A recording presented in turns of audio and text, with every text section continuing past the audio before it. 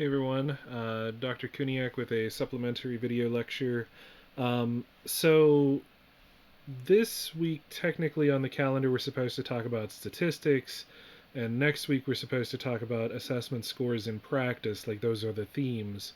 I'm going to kind of flip those around a little bit because I think it's easier to talk about stats when we can have kind of a live question and answer segment during the lecture as I fumble through the stats and I'm gonna and I can still highlight some assessment scores and practice related stuff, but I think I can give a better set of examples about assessment scores, a better set of examples. I think I said that right. Got all my tenses correct. Uh, I think I can talk about assessment scores better and give some examples in a supplemental lecture like this. So let's try that. Um, I'll tell real quick just to highlight stats, and then I'll just while it's on my mind, and then I'll move on. Is that we don't use a lot of stats in our sort of day-to-day counseling experience. It doesn't come up a whole lot, but measures of central tendency, so mean, median, mode, standard deviation, those can come up when we're using assessments, when we're writing reports and things like that.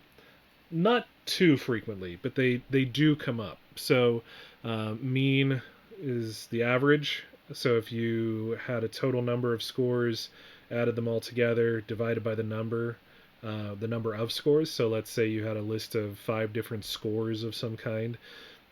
Get the sum of those, add them all up, and then divide by 5, and that's your mean, your average. Median is sort of the middle score out of a list of scores, and mode is the most frequently occurring score. Uh, Mostly we use mean, and you're not going to see a whole lot of median or mode in your day-to-day practice. But because they go together, I like to highlight the differences. And then standard deviation is how many points away from zero on a scale something is. So if it's plus or minus one standard deviation above or below the mean, and I will show this during the live lecture, but I just want to point it out. Um, all the scores that fall plus or minus one from zero from the mean uh, would be one standard deviation away. If they fall two plus or minus two away from zero, then those are two standard deviations, whether they are plus or minus away from the mean. And we'll talk about the relevance of some of that uh, during the live lecture. But I wanted to bring up the idea that we sometimes do use assessment scores. I have a really good example of that I would love to bring up during the live lecture related to standard deviation, but since I'll have kind of a chart to show you and things like that, it'll be a little easier to play around with then. I'll share with you the just the general gist of use of assessment scores and where I've seen that show up in my treatment. And so I will say that there have been times where uh, getting a score on some sort of an assessment or another has helped me to make determinations with treatment planning more often than anything else. It's certainly come up in other areas of my practice, but using an anxiety inventory, for example, and seeing that a person has decreased on their anxiety scores, that helps me to determine whether or not a treatment goal has been completed or not. So I kind of gave some examples about that when we talked about treatment planning and things of that sort in the past. Um, I think I can do some live treatment planning with you all too to just kind of show how you might use that. Our goals should be measurable. So, one way to help make our goals measurable is if we use some sort of a standardized assessment. You don't have to use that all the time, and many people use client report as a form of assessment. But clients can report all sorts of things, and that's fine. I mean, we have to take people at face value. They're the consumer. They're the ones who we're working for. But at the same time, it's helpful to have some unbiased, objective, uh, methods of assessment too. And so, seeing how someone scores across time on an assessment can help us to determine whether or not treatment goals have been accomplished.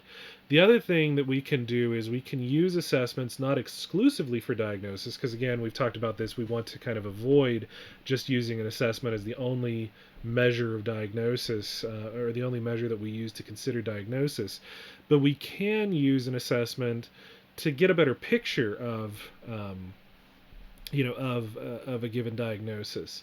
So, do I use a lot of formal assessments in my practice? Not as many as I used to when I was required to by state and federal regs. In outpatient, in my own private practice, I use assessments when I think that they're going to be beneficial for a particular client. I worked with a client recently who was very interested in an obsessive compulsive disorder assessment, and so went to a specialist, not me in this case.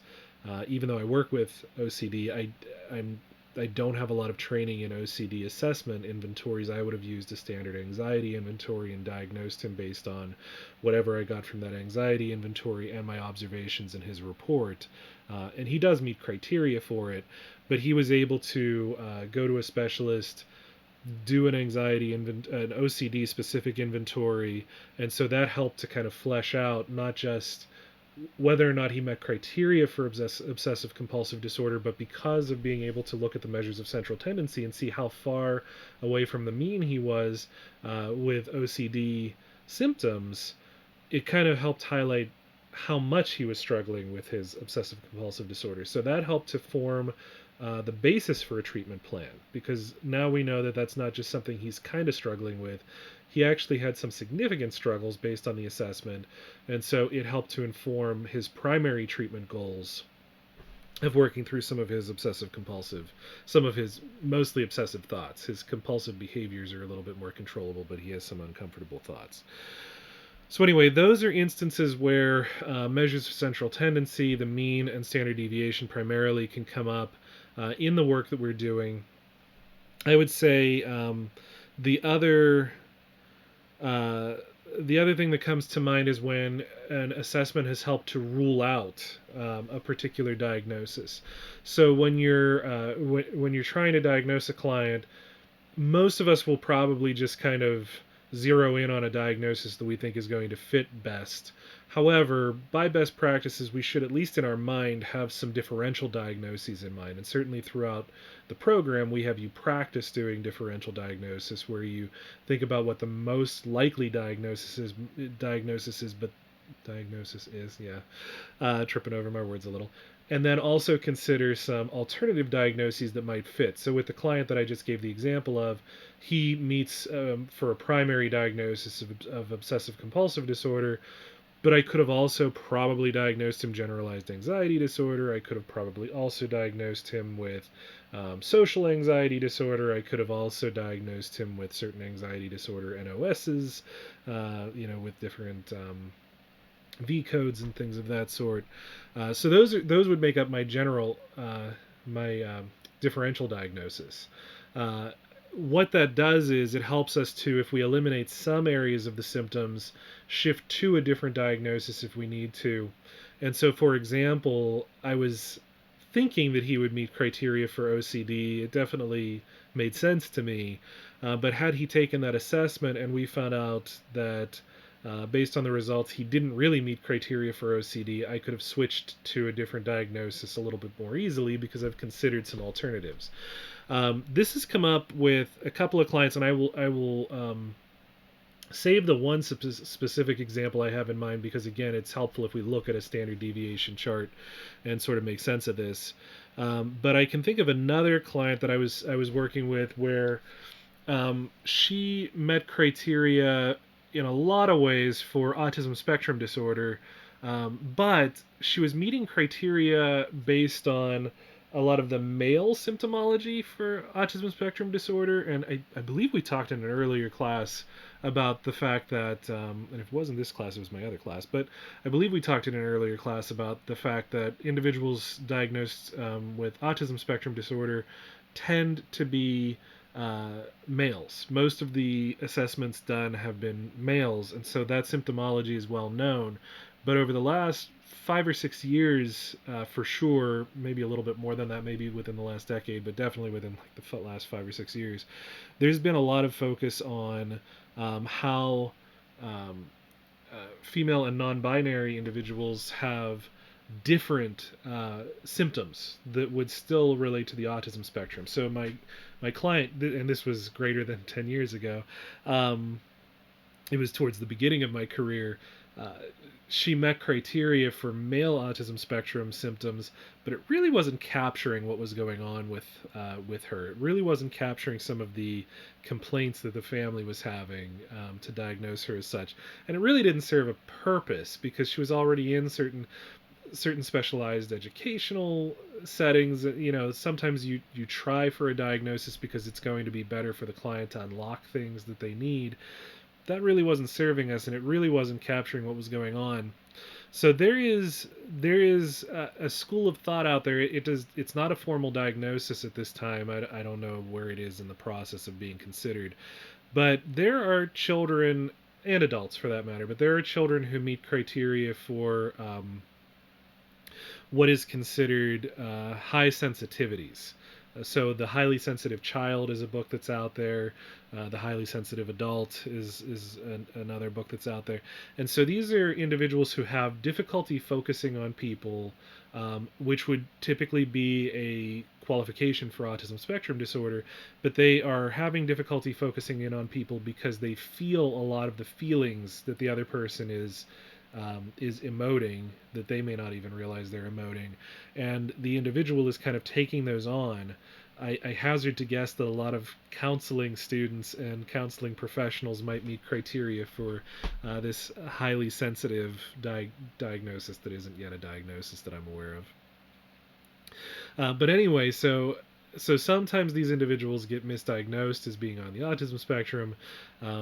My colleague at the time in the practice that I was working for was this was kind of a pet project of hers. She was very interested and invested in this topic area. I presume she still is. And so she had some assessments related to that. So we were able to use some of those assessment tools, and then compare and contrast against the measures of central tendency that were showing up when we during a neuropsychological evaluation that we did, that were showing up related to the autism spectrum diagnosis that she had carried into treatment. And we were able to kind of compare and contrast and say, I don't think this is autism spectrum. We diagnosed with I think it was adjustment disorder in the end. We had considered mood disorder, but that didn't really capture what was going on with her either. Um, so, and because highly sensitive child is not a diagnosis, we diagnosed at the time, I believe, with adjustment disorder, but made a notation in the diagnosis that talked about, so as we explained the diagnosis, that talked about some of these sensitivities. And so as a result of that, because we had ruled out autism spectrum disorder, we didn't use any of the treatments that are typically in place for that. We didn't have to behaviorally manage her, or teach her family how to better manage her socially or things like that. What we did have to do is work on how to kind of minimize the emotional energy that was going on in the household, and we coached the mother, because she lived in a split custody situation, and dad was invested but was not. He very rarely. It was complicated, but it was not a negative situation, but he was not in the picture as much as I think he or his daughter would have liked. Um, but so we coached her mother a lot on how to kind of talk to her when she gave certain symptoms off, because those symptoms were more related to um, her need to decompress as opposed to being behavioral or being her stimming off of things or things like that. So um, and if you're not familiar with the term stimming, it's related to self-stimulatory behavior, which is common among individuals diagnosed on the autism spectrum. So, and she was not doing those sort of things. So we basically taught the mom how to be kind of a peer support for her daughter in many ways. And so that worked out. So assessment scores do find their way into our practice. They help us to rule in or rule out things. They might help us to understand the severity of certain diagnoses or certain symptoms that are going on. Something to keep in mind that I always store in the back of my head is when we are working with diagnosis and when we are working with treatment planning, one of the things that we want to consider is a cluster of factors labeled frequency, intensity, and duration. So, how frequently is something happening? When it is happening, how intense is it? And how long does it last? Frequency, intensity, and duration. And so, assessments can help to understand those sort of things and play into treatment planning really, really well. And we don't then just have to rely on client self report as the only metric we're using to assess whether or not goals are being completed or not. So use of assessment scores is something that really does come up in our practice and can help us to justify some of our clinical decisions. Hopefully this was helpful to think about and to hear. I look forward to kind of connecting this with the statistics conversation in our next live discussion. Certainly send me any questions, comments, concerns. Hopefully this was helpful, and I will look forward to seeing you all online.